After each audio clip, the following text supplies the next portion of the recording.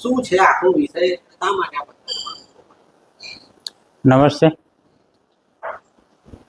મેં ગઈકાલે સોશિયલ મીડિયાના માધ્યમથી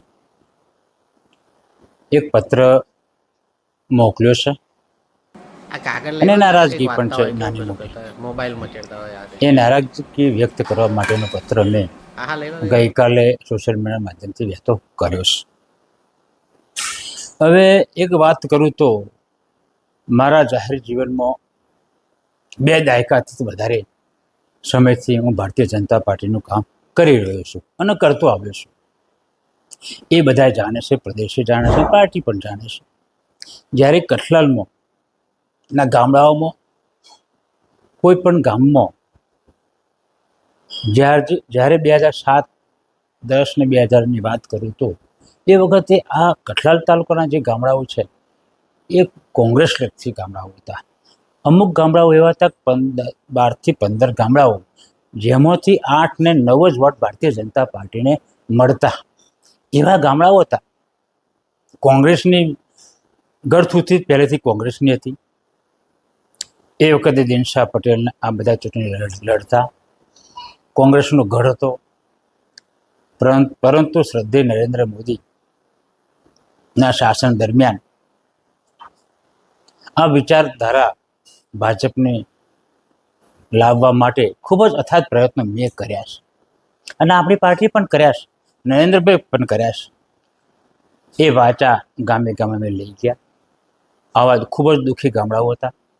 એમને ધીરે ધીરે મેં ભારતીય જનતા તરફ વાળ્યા. એ ગામડાઓ હાલમાં ભાજપ તરફી છે.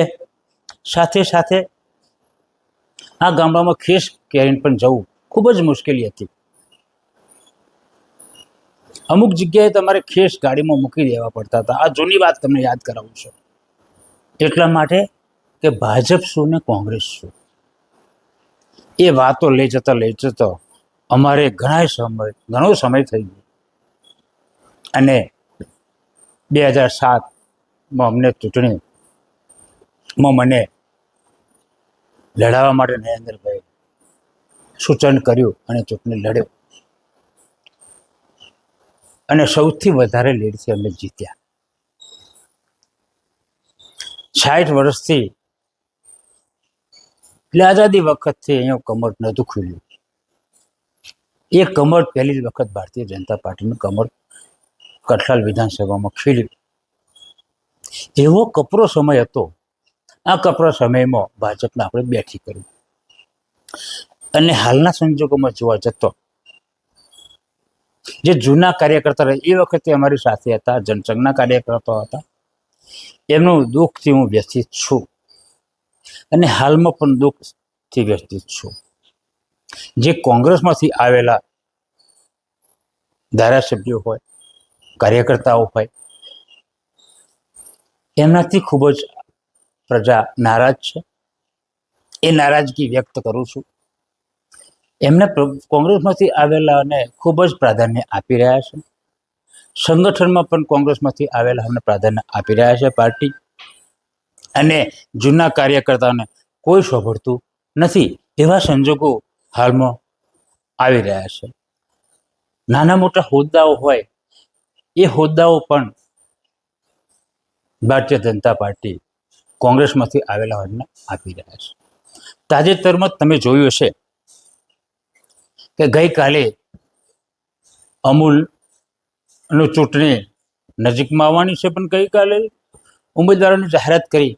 એમાં પણ તમે જોયું હશે કે કોંગ્રેસના ધારાસભ્યો કોંગ્રેસમાંથી આવેલા ને ભાજપના ધારાસભ્ય તરીકે એમને જીતાડી લાવીને કભે મિલાવીને એમને જીતાડી લાવ્યા.